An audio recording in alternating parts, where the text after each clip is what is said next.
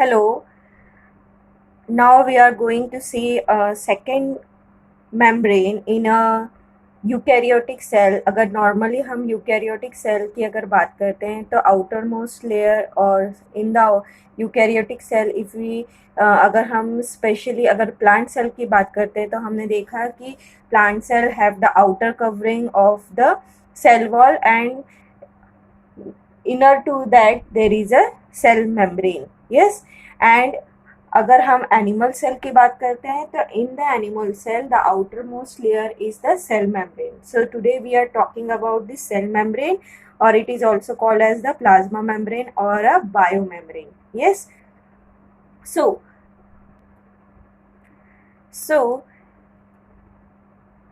Plasma membrane is mainly, और अगर हम बोलेंगे so it is wholly or solely made up of the phospholipid.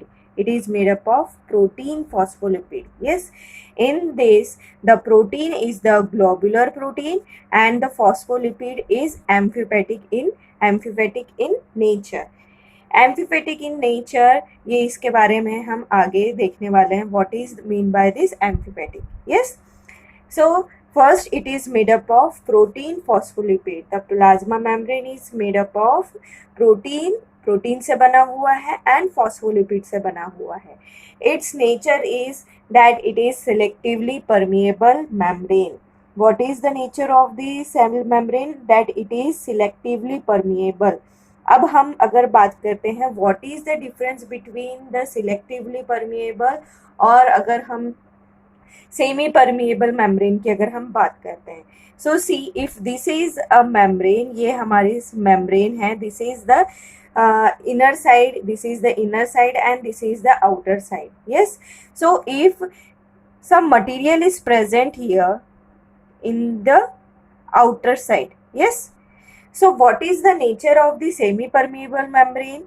That it will allow जो भी उसका पोर साइज रहेगा, अगर उस पोर साइज से जो मटेरियल उसमें से आ सकता है, it will allow that material to come inside. Yes, ये किसका नेचर रहेगा? This is the nature of the semi permeable membrane.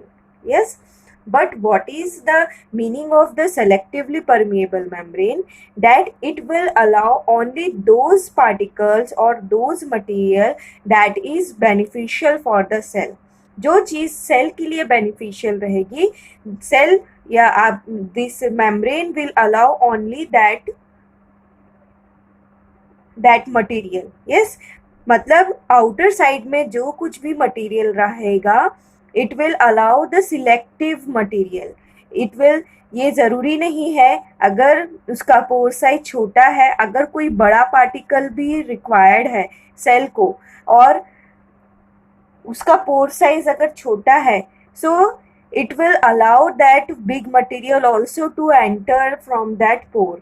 Yes, but if it is, ये छोटा जो पार्टिकल है, this particle it is, if it is unwanted, it is not required by the cell, it will not allow that cell that particle to come inside the cell.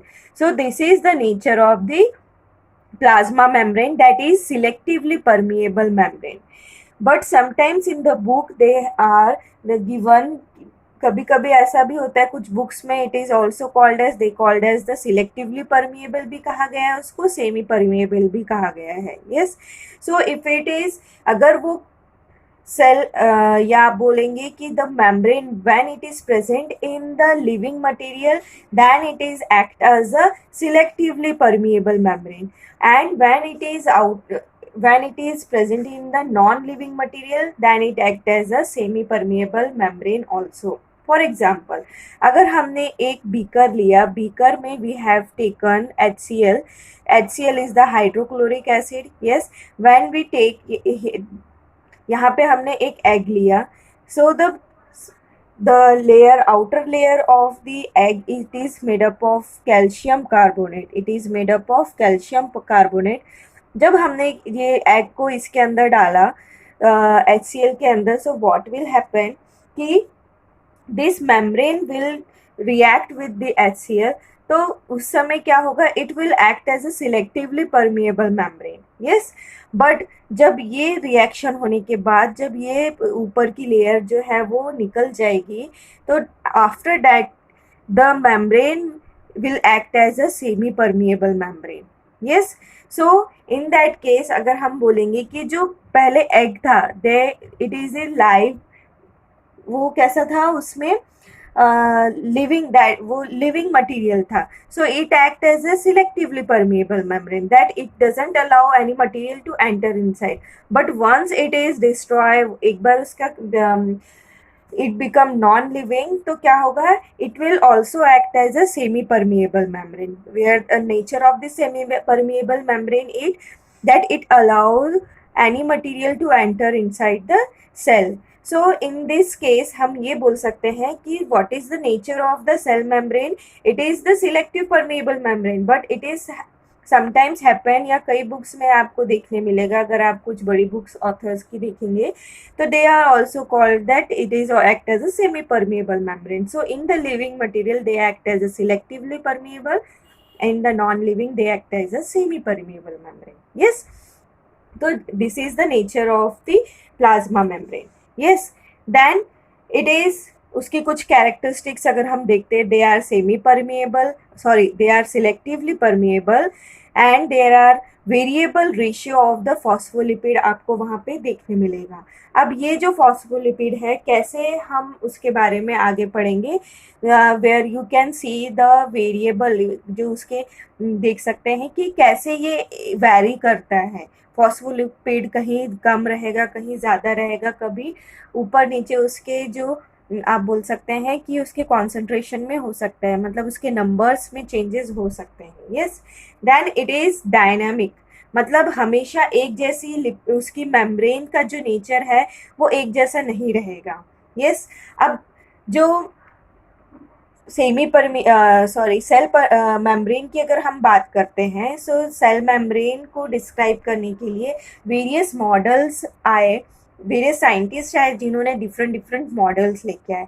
One of the model that is consider as, जो initially कहा गया, that is the sandwich model, in which they say कि जो phospholipid is like, this is the,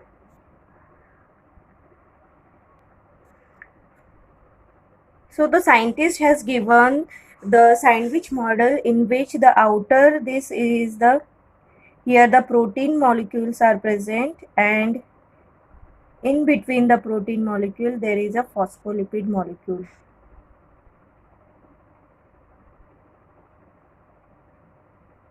So here this is the protein molecule, this is the protein molecule, and the phospholipid is in between them. Because of this nature, मतलब दो protein molecule के बीच में जो है phospholipid is present, so because of that it is called as the sandwich model. But because of certain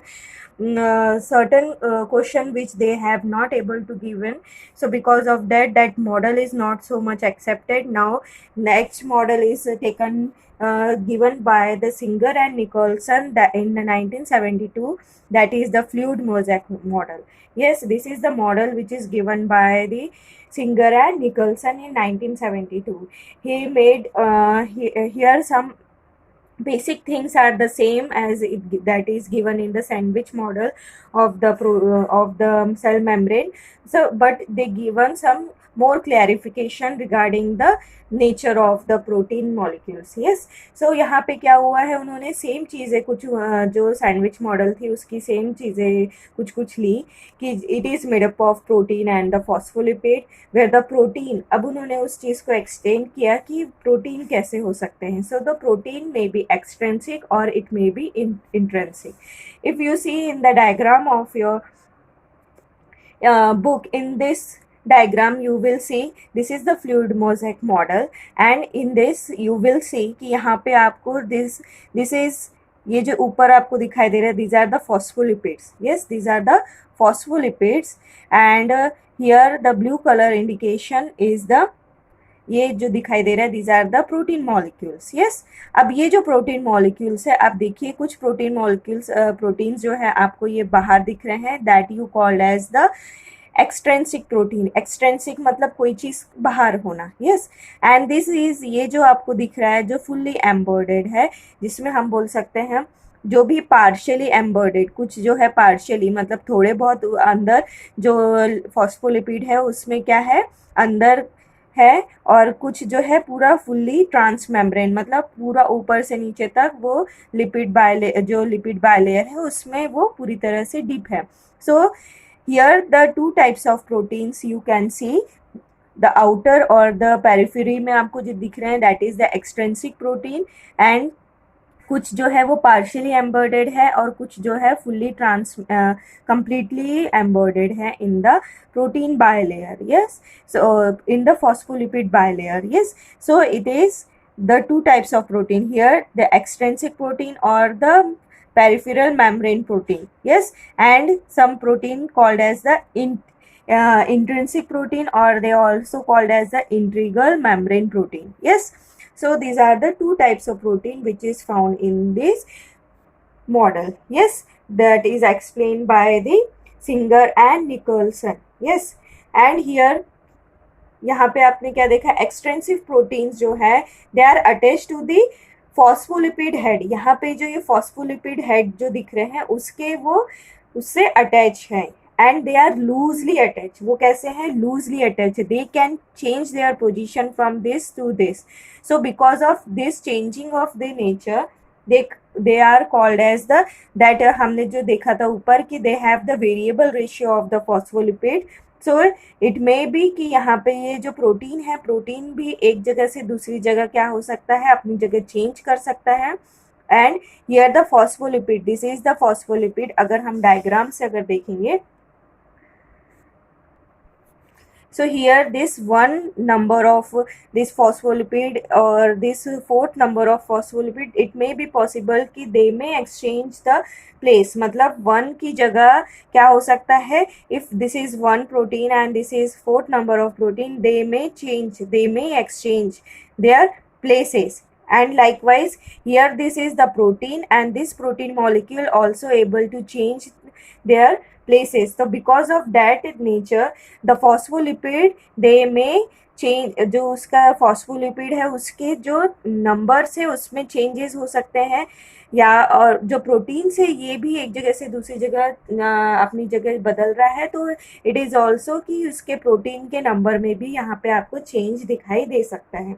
and because of that ये हम नहीं बोल सकते हैं कि जैसा ये अभी आपको प्रोटीन जो दिख रहा है सेल मेम्ब्रेन ये इंटैक्ट ऐसा ही रहेगा, इट इज़ ऑलवेज चेंजिंग, ये कैसा रहेगा, हमेशा चेंज होता रहेगा। सो थर्ड जो उसका नेचर है, it is dynamic, means every time it is showing some variation, ये हमेशा कैसा रहेगा, वेरिएशन इसमें हमें देखने मिलेगा। So because of that nature it is called as कि it is dynamic in nature, and it may कि it has variable number of phospholipids and proteins, yes. So here the two types of protein you can see here, the which is present on the outer side of the phospholipid, that is called as the extrinsic protein, and some of the protein which are the transmembrane, मतलब membrane को पूरी तरह से वो embed कर रहा है, so it is called as the intrinsic protein, they are the fully embedded protein, and some are partially, कुछ जो है fully जो है वो पास नहीं हो सकते, some are partially, so they are called as the partial intrinsic protein, yes, इस तरह से हो सकते हैं, yes, and this is the phospholipid bilayer. So this is the how the fluid mosaic model is explained by the Singer and Nicholson, and उन्होंने इसी चीज़ को एक फ्रेज दिया, that is the protein iceberg, जो प्रोटीन है, जो एक protein iceberg in the sea of a lipid, उन्होंने एक फ्रेज दिया, that phrase is the protein iceberg in the sea of lipid, yes, that the protein iceberg in the sea of lipids, yes. ये जो है पूरा समुद्र की तरह एक है फॉस्फोलिपिड, जिसमें एक आइस के कुछ टुकड़े जैसे पानी में बिखरे होते हैं, उसी तरह से प्रोटीन जो है वो फॉस्फोलिपिड में वहाँ पे आपको कहीं कहीं देखने मिलेगा, यस। देन नेचर अगर हम देखते हैं, हमने देखा, हमने क्या बोला कि जो phospholipid is amphipathic in nature. Amphipathic in nature means the this part, this is the head part and this is the tail part. Yes, this is the head part and this is the tail part. So the head part, it is always hydrophilic in nature. Yes, आपको दिख रहा है, अगर ये हम diagram में देखेंगे तो व्हाट इज कि ये आपको हेड पार्ट दिख रहा है, ये टूवर्ड्स आउटर साइड दिख रहा है. यस, तो यहाँ पे क्या आ रहा है, it is showing that they are hydrophilic in nature, where is the tail is the hydrophobic और non polar region. Non-polar region.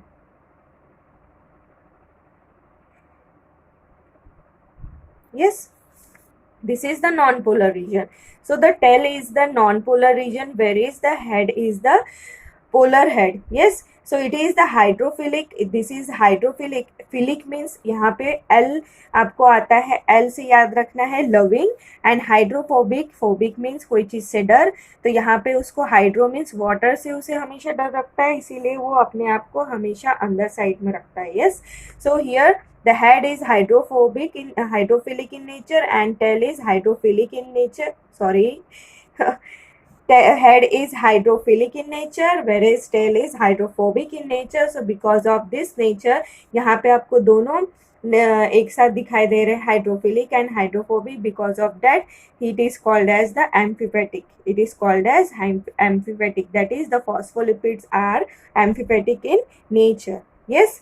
Now what happened कि sometimes it allow, अब ये जो है कुछ मटेरियल अगर आउटसाइड में प्रेजेंट है तो that will allow the membrane allow the fat soluble substance. Yes, ये जो मेम्ब्रेन है ये it is made up of protein and phospholipid, so it allow some fat soluble protein. Yes, it will allow fat soluble substances, yet जो fat में easily जो है वो soluble हो जाते हैं. एज अगर वाटर सॉल्युबल सब्सटेंसेज है, सो वाटर सॉल्युबल सब्सटेंसेज है, so this is the region where this is the hydrophobic region. Yes, ये ऐसा रीजन है जहाँ से अगर वाटर इतना आ भी गया तो ये इस रीजन से पास नहीं हो सकता, because it is hydrophobic in nature, जहाँ पे वाटर नहीं आ सकता. इन दैट केस ऐसे सब्सटेंसेज जो they are water soluble substances, ऐसे substances they can pass through this membrane or they can pass through this protein, that is the transmembrane protein, and this transmembrane protein these act as a channel. They act as a channel. वो channel की तरह act करेगा, क्योंकि यहाँ से तो normal way में fat soluble substances enter कर सकते हैं, but from here the water soluble substance not able to pass. So because of that this protein, that is the fully embedded protein in the phospholipid layer में जो है, it can act as a channel. ये एक channel की तरह act करेगा जहाँ से क्या है, the water soluble substances can enter into the cell. Yes, तो इसके कारण क्या हो सकता है, वाटर सॉल्युबल सब्सटेंस जो है वो एंटर करेंगे सेल के अंदर, and here this protein, this intrinsic protein, it act as a channel. वो एक चैनल की तरह यहाँ पे क्या कर रहा है, एक्ट कर रहा है. Yes, now there are two pathway by which the molecule can enter into or cross the membrane. So it is the two pathway. First is the active transport and second is the first is the passive transport and second is the active transport. Yes, passive transport and active transport. Passive transport, it is without ATP. Here the energy is not required, and here the molecule will travel easily from outer side to the inner side or inner side to the outer side. They doesn't require any energy, and it is a slow process. And here the molecule will travel according to the concentration gradient. For example, अगर हम यहाँ पे this is the layer, this is the cell membrane and this is the inner side and this is the outer side. अगर यहाँ पे कोई substance 100% है जो हमने ऊपर लिखा है and here it is 0, so the molecule will travel from higher concentration to the lower concentration, and this type of transport you doesn't need any energy, because क्या हो रहा है, अगर कोई भी चीज़ है, अगर हम वाटर को भी रखते हैं, वाटर भी अगर ये दो सेल है, अगर एक सेल में वाटर ज़्यादा है और दूसरे सेल में वाटर जो है वो कम है, सो टू कंपनसेट क्या होगा, water will travel from higher concentration to the lower concentration. Yes, and this process in the cell it is called as osmosis. It is called as osmosis because here the water will travel from higher concentration to the lower concentration by the semi permeable membrane. यहाँ पे दो चीजें हैं which I want to explain you. First is the diffusion. What is the difference between diffusion and osmosis? Yes.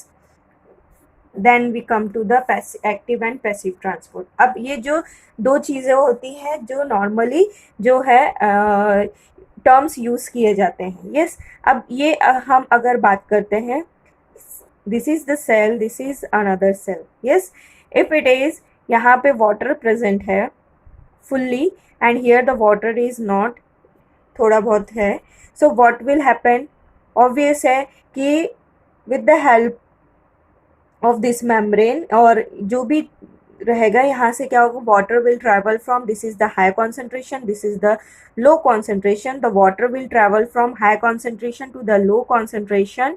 So this the process is known as diffusion. This process is known as diffusion.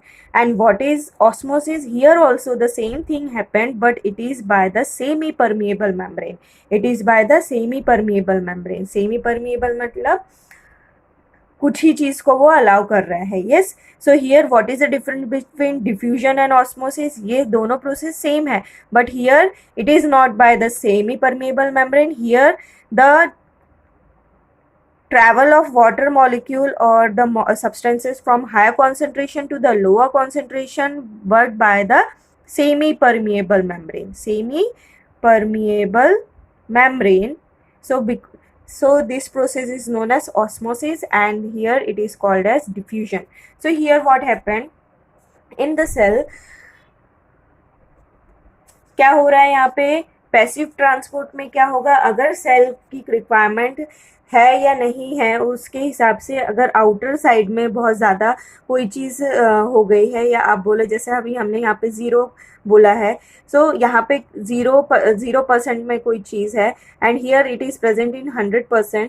So the molecule will travel from this higher concentration to the this lower concentration and make it equilibrium. जब तक वो 50-50 नहीं हो जाता तब तक वो क्या होता रहेगा, ट्रैवल होता रहेगा.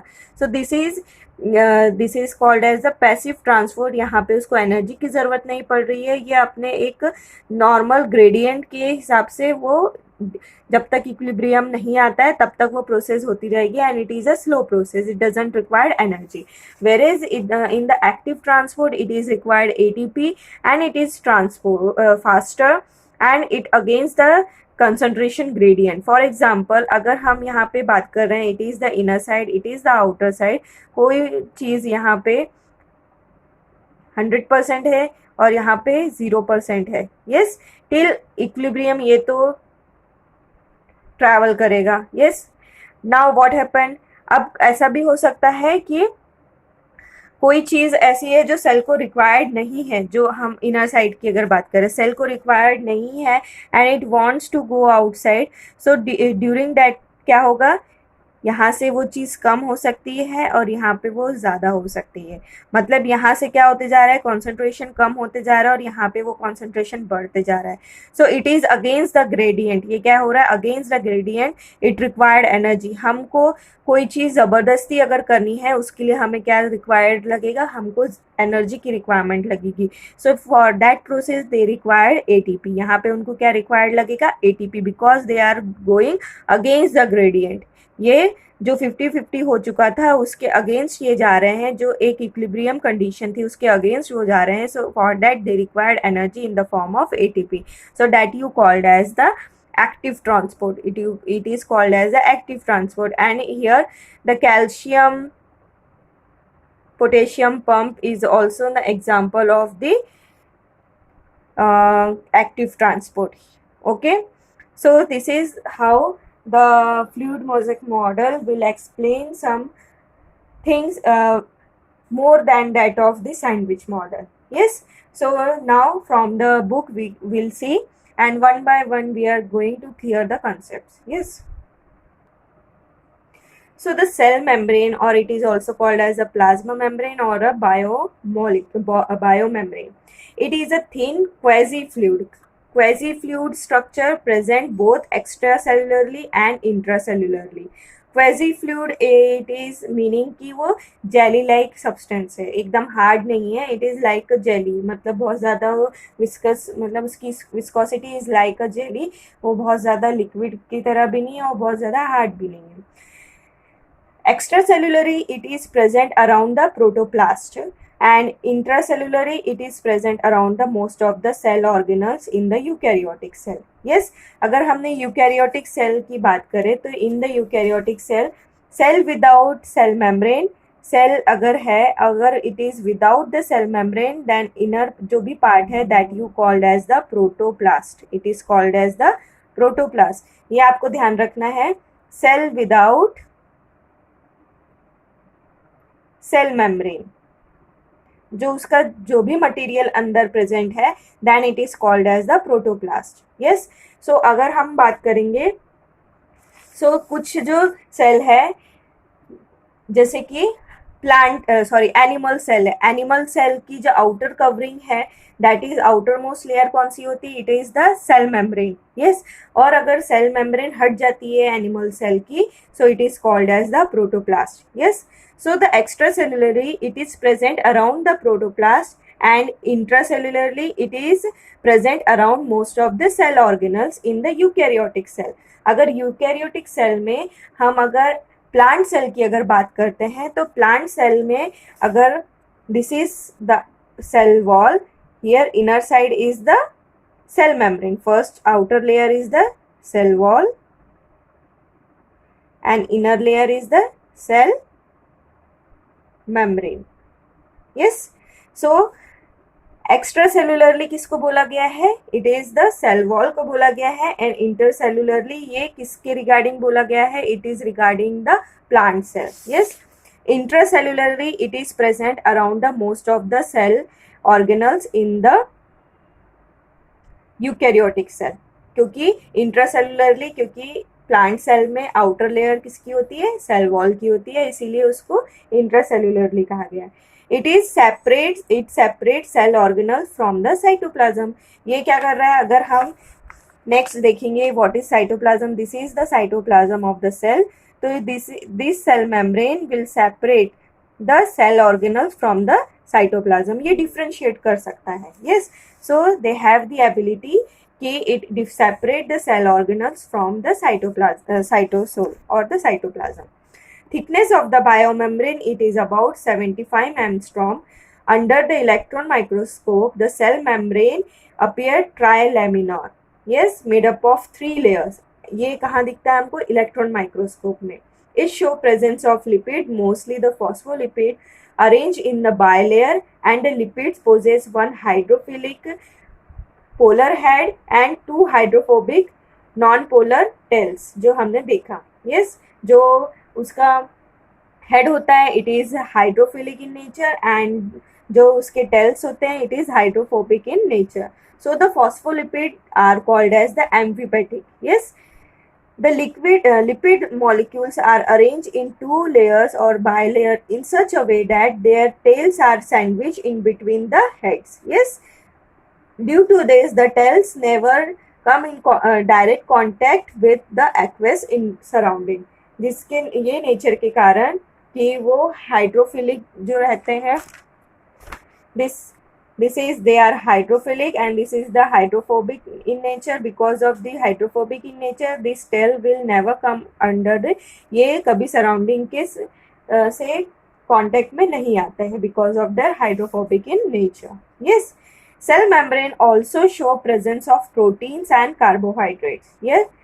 The ratio of proteins and lipid vary in different cell. जो हमने बात की कि they are जो फॉस्फोलिपिड्स है, जो प्रोटीन्स है, वो वैरी हो सकते हैं एज पर दी, जो भी उनके अब रेशियो पे डिपेंड रहता है. फॉस्फोलिपिड मतलब लिपिड का कंटेंट कभी ज़्यादा हो सकता है, कभी प्रोटीन का कंटेंट ज़्यादा कम. ये अकॉर्डिंग टू द सेल के चेंज हो सकता है. For example, in human being, RBC show approximately 52% of protein, where it show 40% of lipid, and it may be vary to cell, different organs के different उनके concentrations हो सकते हैं. Yes. Now अब हम बात करेंगे one of the most accepted model of the cell membrane, that is the fluid mosaic model. Earlier इसके पहले सैंडविच मॉडल भी एक्सप्लेन किया गया था. यस. Now the fluid mosaic model. It is the most accepted model of the cell membrane. It was proposed by the Singers and Nicholson in 1972.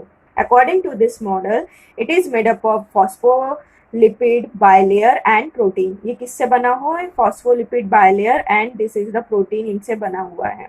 The protein are like, जो उन्होंने phrase use किया था, क्या phrase use किया कि it is the proteins are like iceberg in a sea of lipid. जो protein है वो प्रोटीन इस तरह से दिखाई दे रहे हैं जैसे कि समुद्र, फॉस्फोलिपिड का समुद्र है और उसमें ये एक बर्फ के टुकड़ों की तरह ये प्रोटीन कैसे हैं? फैले हुए हैं. Yes. The proteins can change their position. जो हमने देखा कि एक प्रोटीन दूसरी जगह, यहाँ जो एक्सटर्नल प्रोटीन है ये they are able to change their position. Some proteins are intrinsic, that is occur in different depth of bilayer. कुछ जो है इंट्रिंसिक हो सकते हैं, उनकी डेप्थ क्या है वो चेंज हो सकती है. मीन्स कुछ जो है वो फुल्ली ट्रांसमेम्ब्रेन है और कुछ जो है पार्शियली है. Yes. So some are intrinsic protein and some are extrinsic protein. Yes, they span the entire thickness of the membrane, so they called as the transmembrane protein, जो हमने बात की थी. Yes, these are the transmembrane proteins and they form the channel for passage of water, जो हमने यहाँ पे बात की थी. Yes, some are partially embedded and some are fully embedded to the membrane, so they are called as a transmembrane protein and they can act as a channel for the water molecule. Yes. The extrinsic or the peripheral proteins are found in two surfaces of the membrane. Quasi-fluid nature of lipid enables the lateral movement of protein. Quasi movement, quasi means jelly-like movement. ये जो movement है मतलब jelly समान है, उसी के कारण they are have the ability कि जिसके कारण क्या हो सकता है, जब प्रोटीन मॉलिक्यूल है वो एक जगह से दूसरी जगह ट्रैवल कर सकता है. मीन्स यहाँ से ये प्रोटीन मॉलिक्यूल एक्सचेंज कर सकता है अपनी प्लेस को because of their quasi fluid nature, means jelly like nature के कारण. The main function of plasma membrane is to transport the molecule across it. Yes, उसका मेन काम क्या है? वो एक तरह से ट्रांसपोर्ट मटेरियल को क्या करता है? ट्रांसपोर्ट करता है एक जगह से दूसरी जगह. सेल के अंदर बाहर वो ट्रांसपोर्ट करने का मेन उसका काम है. This membrane is selectively permeable during act. अब हमने यहाँ पे देखा this is selectively permeable. अब यहाँ पे हम देखेंगे what are the two types of transport. Passive transport, many molecules move across the membrane without spending energy. Yes, ये उनकी normal process होती रहती है. According to the जो भी उसका outer environment रहेगा, according to that they are able to exchange the materials. वो exchange करते रहेंगे. Some solute move by simple diffusion along the concentration gradient from high concentration to the lower concentration as we discussed earlier. Yes, हमने जो उसको discuss किया था. Neutral solute may move across the membrane by a process of simple diffusion. This is called the passive transport.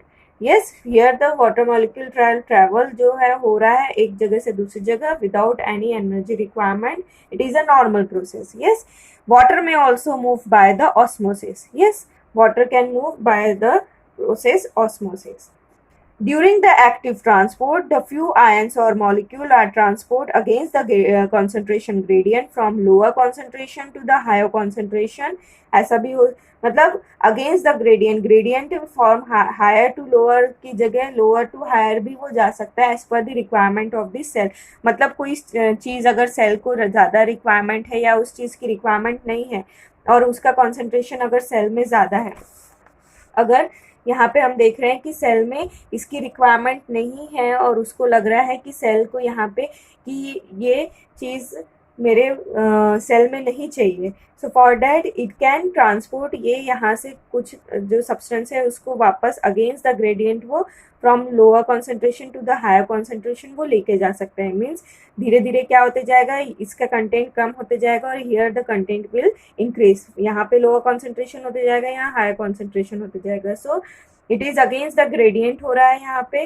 So it for that they require the energy. Yes, so here it required energy, so the ATP is utilized. As such, a transport is an energy dependent process in which the ATP is utilized. Yes, it is an active, it is called as a active transport. An example is the sodium and potassium pump. Yes, the polar molecules cannot pass through the non-polar lipid bilayer, so they required carrier protein. Yes, some of the molecules जो polar molecules होते हैं, जो हमने यहाँ पे channels की बात करी, उनको कैरियर प्रोटीन्स भी बोल सकते हैं, because they are able to transport some water molecule और some water substances from here to here. वो एक तरह से उसको एक्सचेंज कर रहे हैं, उनको लेके आ रहे हैं। For that nature they are also called as the carrier protein. They are also called as the carrier protein because they are able to pass the non polar membrane जो है उसके बीच से भी वो वाटर मॉलिक्यूल को easily pass कर पाते हैं। So because of that nature they are also called as the carrier protein. So this is the how the cell membrane can be explained. Yes, so we have completed with our cell membrane. Now come to the cytoplasm. Yes, cytoplasm, it is an easy topic. क्या है, जो भी जिस तरह से एक आप देखते हैं कि जिस तरह से एक मैच है, मैच को खेलने के लिए एक ग्राउंड की ज़रूरत होती है, उसी तरह से जो सेल्स है, सेल में जो सारे सेल ऑर्गेनल्स है, सारे उसकी जो मटेरियल है, उनको भी कहीं ना कहीं उनको सारे कुछ ना कुछ जगह चाहिए where they can able to exchange the material, या वो एक जगह से दूसरी जगह कोई चीज़ जा सके, ला सके। So for that they require some area, so that area you called as in the cell is the cytoplasm. Yes, it is the cell contain ground substances called the cytoplasmic matrix or the cytosol. जो एक उसको जो एक base की जरूरत पड़ता है, that you base जो हम बोल सकते हैं, that is the cytoplasm. This is the colloidal jelly like material and is not static. ये एक जेली जैसा सब्सटेंस है जो ऑलवेज कैसा होता रहता है, हिलते रहता है. इट इज, ये ऑल टाइम उसमें एक मोशन होता है, that is the motion you called as the, एक मूवमेंट होता है, that movement is called as the cyclosis. Yes, here it is a jelly like, वो होता मूवमेंट होता रहता है. It is a jelly like substance where it is always in the movement, streaming movement होता रहता है, that is called as the cyclosis. Yes, the cytoplasm contains water as a major component along with organic and inorganic molecule. अब जो cytoplasm है, वो cytoplasm में सारे उसके materials रहेंगे, that is required by the cell. It contains all the organic inorganic material like sugar, amino acid, vitamins, enzyme, nucleotides, minerals, water, waste products. All the material will present easily in the cytoplasm. It also contain various cell organelles. Yes, इसमें सारे cell organelles रहेंगे. like अगर हम, this is the example, अगर हम बात करें, this is the cell ये cell है, this is the cytoplasm, ये पूरा cytoplasm है, these are the cell organelles. Yes, this is the nucleus, here the endoplasmic reticulum is present, here the Golgi complex is present, here the mitochondria is present. Yes, here the chloroplast, अगर plant cell है तो यहाँ पे chloroplast present रहेगा. Ribosome पूरी जगह distribute रहेंगे. Here the sugar molecule, amino acid, different substances will present here in the cytoplasm. Yes, so here also contain the various cell organelles like the endoplasmic reticulum, Golgi complex, mitochondria, plastid, nuclei, nucleus, micro bodies, cytoskeleton elements like microtubules.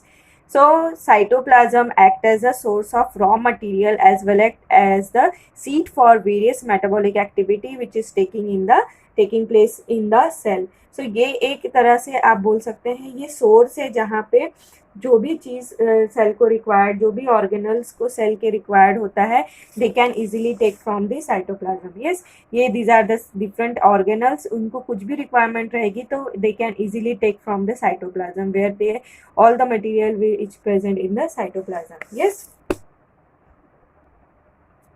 so here it help in the distribution and exchange of material between the various cell organelle. Yes, so ये help करता है कि कोई भी चीज़ का लेन then उसका distribution में cytoplasm में उसका वेरी मच इम्पॉर्टेंट रोल है. Yes, so the cell organelles are nothing but the compartment of cell that carry out the specific function. Yes, जो एक सेल ऑर्गेनल्स अगर हम बात करते हैं तो ये साइटोप्लाज्म की डिफरेंट कंपार्टमेंट है जिसमें अलग अलग प्रोसेस होती रहती है. अब जो some of them coordinate with each other and complete the specific task for the cell. अगर हम बात करते हैं कुछ जो this is the cytoplasm, this is the nucleus, here the DNA is present, here the protein, अगर कोई cell को रिक्वायरमेंट है कि उसे कोई प्रोटीन की रिक्वायरमेंट है तो वो प्रोसेस कैसे होती है. It is by the central dogma model. अगर आपने 10th में पढ़ा होगा central dogma model, here the DNA is converted और they forms the mRNA and mRNA it forms the protein. Yes, this is the process. Here it is called as transcription and जब mRNA से protein बनता है it is called as a translation. Here the DNA से जब mRNA बनता है it is the process is taking place in the nucleus and mRNA से जब प्रोटीन बनता है then it is taking place in the cytoplasm. Yes, अब कोई प्रोटीन की रिक्वायरमेंट हुई, for example this is the cell and this is the nucleus, here the DNA is present. Yes, so what is जो DNA रहेगा, DNA को बाहर cell से एक सिग्नल मिला कि हमें एक प्रोटीन बनाना है. So what is the procedure, DNA will carry all the information. DNA से क्या बनेगा, यहाँ पे एमआरएनए बनेगा. So the transcription here taking place. MRNA जो है वो बाहर आएगा. It will goes into the in the endoplasmic reticulum. Endoplasmic reticulum जो है वो इस तरह से जो है न्यूक्लियस से अटैच रहता है. यस, ये एक चैनल की तरह काम करता है. या यहाँ पे पूरा एंडोप्लाज्मिक रेटिकुलम है. ये the mRNA come into the endoplasmic reticulum. Here the ribosome is present. It is the rough endoplasmic reticulum and from where छोटे छोटे जो वेसिकल्स होते हैं, from there the it goes into the Golgi complex. Yes, from the Golgi complex it will, जहाँ पे भी cell की requirement होगी, मतलब क्या हो रहा है, डीएनए जो है it is present in the nucleus. From nucleus the mRNA goes into the endoplasmic reticulum. Here the protein is form and from the protein it get modified into the Golgi complex और Golgi apparatus. ये सब हम detail में देखने वाले हैं. Yes, and here from the protein gate modified हो जाएगा और मॉडिफाई होने के बाद it will in the form of vesicle. If it is required it will goes out of the cell, जहाँ पे इसकी रिक्वायरमेंट होगी वो चला जाएगा. यस, तो अब यहाँ पे क्या हो रहा है, साइटोप्लाज्म में आप देख रहे हो कुछ जो ऑर्गेनल्स है they work in A coordination. यहाँ पे कैसे एक कोऑर्डिनेशन में वो वर्क करते हैं. यस, अगर कोई मॉलिक्यूल एक्स्ट्रा सेलुलर मॉलिक्यूल जो है वो हमारे सेल के अंदर आ गया है, ये सेल के अंदर आ गया, सेल के अंदर आने के बाद इफ इट इज फाउंड कि ये जो है ये काम का नहीं है, so the lysosome will act on this molecule with the help of phagocytosis. ये भी हम आगे डिटेल में देखेंगे. फैगोसाइटोसिस इट विल ब्रेक, वो ब्रेक डाउन कर देगा वो molecule and it will release out of the cell. ये सेल के बाहर निकल जाएगा. मतलब यहाँ पे कहने की बात ये है, what is the motto of this, कि कुछ जो ऑर्गेनल्स है दे वर्क इन कोऑर्डिनेशन, ये कोऑर्डिनेशन में वर्क करते हैं. But some of the organelles like the mitochondria,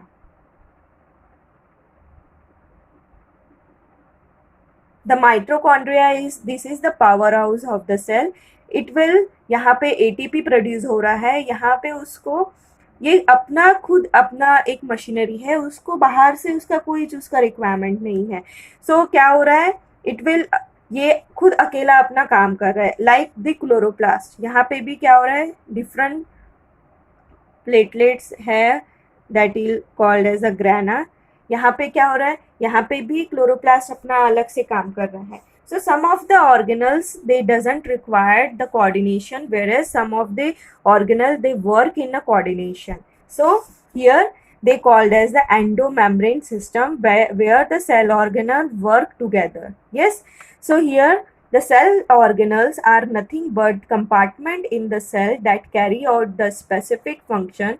Some of them coordinate with each other and complete the specific task for the cell. जैसे हमने देखा कि कैसे वो प्रोटीन सिंथेसिस में nucleus, endoplasmic reticulum and Golgi complex ये सारा एक साथ वर्क करता है. Yes, nuclear membrane, endoplasmic reticulum, Golgi complex, lysosome, and various types of vesicles and vacuoles form such a group, and they are work together and considered as the endomembrane system of the cell. Yes, and organelles having distinct function not included in endomembrane system, for example mitochondria or chloroplast, which carry out specific type of energy conversion in the cell. So these are the another type of the cell organelles which is present in the cytoplasm. Yes, so here कुछ तो cell organelles है जो वो coordination में work करेंगे, कुछ जो cell organelles है वो इंडिविजुअल अपने तरह से वर्क करेंगे. सो हियर द साइटोप्लाज्म जो अगर हम देखेंगे, so it is the working place of a cell. यहाँ पे सारी चीजें क्या हो रही है, अपनी वर्क कर रही हैं, सारे सेल ऑर्गेनल्स अपना काम कर रहे हैं. They act as a cytoplasm, it act as a platform जहाँ पे सारे सेल ऑर्गेनल्स अपना परफॉर्मेंस दे रहे हैं, and if they require some material, it can easily take from the outer environment. Yes, so it is act as a cytoplasm, it act as a playground, or it act as a platform where all the cell organelle were showing their performance. Yes, so this is the nature of the cytoplasm. Yes, so now we have completed cell membrane, cytoplasm. Now next we will see endoplasmic reticulum. Yes, so see you in next class. Okay, bye.